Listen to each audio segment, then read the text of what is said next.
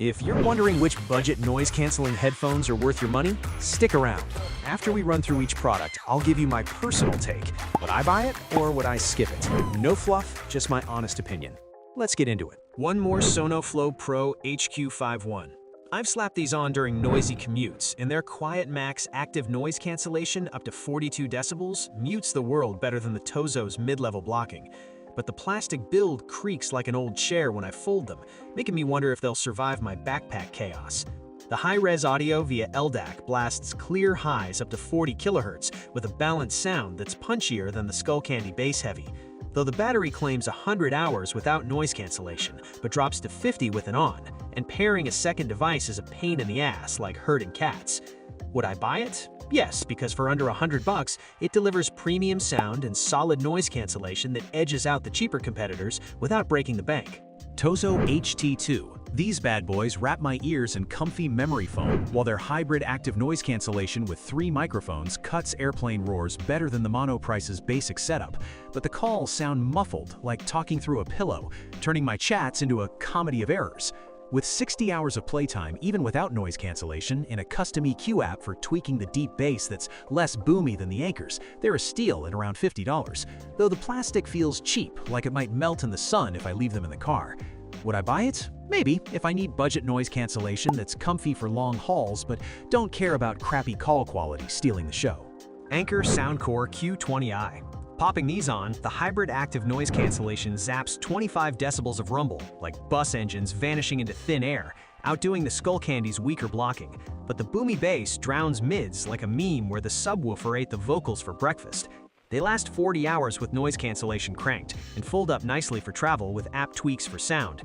Yet the controls are fiddly, like solving a Rubik's Cube blindfolded, compared to the straightforward Monoprice buttons. Would I buy it? Yes, for the killer noise cancellation on a $40 budget that makes pricier ones look like overpaid divas. Monoprice BT600 ANC. These crush low-frequency hums with decent active noise cancellation supporting aptX HD for crisp wireless audio. Better codec variety than the Tozo's basics, but no app means I can't tweak the sculpted bass-heavy sound that's like a party crasher overwhelming the highs. Comfy for hours with multi-device pairing and a carrying case included. They edge the one more in accessories, but fall short on battery and around 30 hours with noise cancellation, feeling like the underdog that forgot to pack extra juice. Would I buy it? No, since the lack of EQ customization turns the fun sound into a one-trick pony that gets old fast. Skullcandy ANC. Crank these up and the 4-mic active noise cancellation tames office chatter decently, though it struggles with high-pitched annoyances, unlike the Anchor's broader blocking, making it feel like a bouncer who only handles the big guys. Bass-forward audio thumps hard with 22 hours of battery on noise cancellation, and rapid charge giving 3 hours from 10 minutes. Lighter and foldable than the bulky Monoprice, but no app leaves me stuck with the sound like a bad blind date. Would I buy it? Maybe, if I'm chasing that bass kick on a budget, but can live with shorter battery compared to the marathon runners like Tozo. Earfun Wave Pro. These bad boys pack hybrid active noise cancellation up to 45 decibels that mute crowded streets like a boss, but they kinda suck at blocking deep engine rumbles compared to the beefier Sennheiser Accentum Plus. And with 51 hours of battery on ANC, high-res audio via LDAC, and plush ear cups that feel like pillows, they're comfy for marathon sessions, though the buggy EQ app had me yelling at my phone like it's 1999. The sound's balanced with natural mids, but damn, those non-replaceable pads mean they're doomed if you sweat like a pig, unlike the sweat-resistant JBL Live 770 NC that laughs at your gym sessions.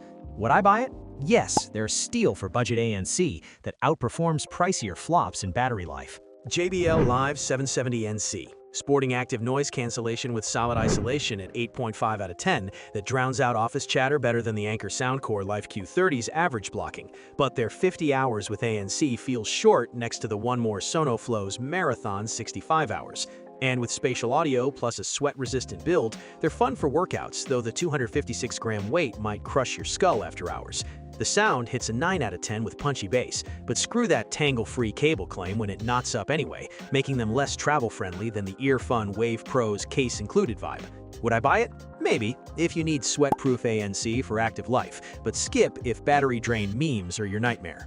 Sennheiser Accentium Plus. These deliver very good active noise cancellation that's a notch above the JBL Live 770 NC in silencing keyboards and AC units, with exemplary sound quality that shames the boomy Anker Soundcore Life Q30. But at around $189, they're pricier than the budget kings like Earfun Wave Pro, and the 50-hour ANC battery is solid, though no match for One More Sonoflow's epic runtime. Comfy with solid cushioning and a protective case, they're built well, but damn, the lack of funky colors makes them boring compared to the vibrant One More Sonoflow options that scream personality. Would I buy it? Yes, for that premium ANC and sound balance that roasts cheaper models' muddiness. One More Sonoflow, rocking active noise cancellation up to robust levels that quiets busy offices like a pro, outperforming the Earfun Wave Pro in low frec handling with 65 hours on ANC and LDAC for high-res bliss, but their 246-gram weight feels lighter than JBL Live 770 NC, yet the missing spatial audio is a buzzkill for immersive tunes. The sound's excellent at 8.3 out of 10 with 40mm drivers and EQ presets, but shit, no sweat resistance means they're couch potatoes, unlike the gym-ready JBL, and the hard case is a win over Anker's flimsier build. Would I buy it? Yes, that insane 100-hour battery without ANC crushes the competition for endless noise-free marathons.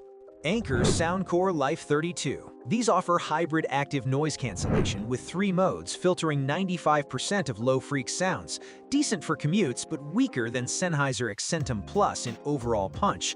And with 44 hours on ANC, plus a metal headband build that's premium for under $100, they're comfy as hell with plush memory foam, though the 264-gram weight edges heavier than the lighter One More Sonoflow. The tunable sound starts boomy but cleans up via app. Better value than JBL Live 770 NC's pricier tag. But damn, the average ANC lets in too much rumble like a bad meme filter. Would I buy it? Yes, unbeatable build and battery for budget folks who don't mind tweaking the muddiness. Creative Zen Hybrid 2. I popped these on during a noisy flight, and the noise canceling muted that engine hum decently, but it let in higher pitches like a chatty neighbor sneaking through the fence, making it weaker than the Anker Space Q45's solid block. The bass-heavy sound kept me grooving with clear highs, though the build feels a tad plasticky compared to the sturdier Sony WH-CH720N, like it's ready to party but might bail early. Would I buy it? Maybe. The Marathon 67-hour battery life is a lifesaver for forgetful chargers like me. Anker Soundcore Space Q45. Strapping these bad boys on turned my bus ride into a quiet library, with adaptive noise canceling crushing low rumbles better than the JBL Tune 770 NC's meh effort. But the sound gets muddy in the mids, like a bass party crashing a poetry reading. They're comfy as hell for long hauls with that epic 65-hour battery, outlasting the Creative Zen Hybrid 2 in real-world drain, though the plastic bits creak like they're judging my head size. Would I buy it? Yes. For under $150, the ANC punches way above its weight class, saving my sanity on commutes. Sony WH-CH720N. I wore these through a crowded office, and the noise-canceling tamed chit-chat okay, but it fumbled deep bass noises like a goalie with butterfingers, not as tight as the Anker Soundcore Space 1's grip. The V-shaped sound blasts bass and details that make tracks pop, compared to the flatter Creative Zen Hybrid 2. Yet the cheap plastic build squeaks like it's complaining about the workout. Would I buy it?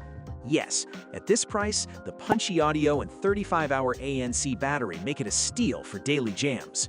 JBL Tune 770 NC.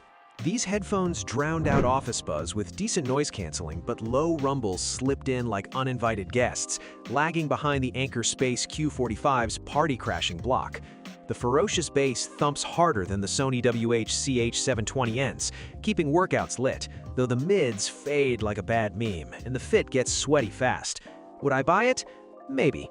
The insane 44-hour ANC battery is clutch for marathon sessions, but only if you dig that bass overload. Anker Soundcore Space 1.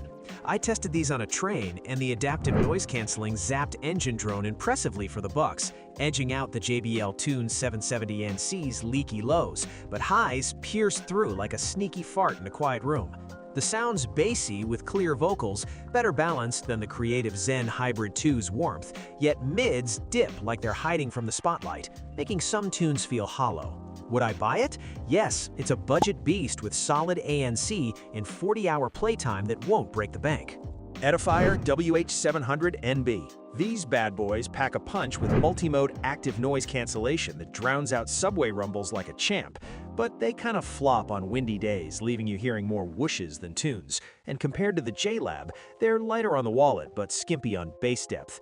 The 68-hour battery without noise cancelling is a marathon runner next to the Edifier W820NB Plus's shorter sprint, though the sound gets muddy in highs, making me wish for better EQ tweaks like the JLab offers. Would I buy it? Maybe, if I'm pinching pennies for basic noise blocking on commutes, but I'd roast it for sounding like a budget remix of premium vibes.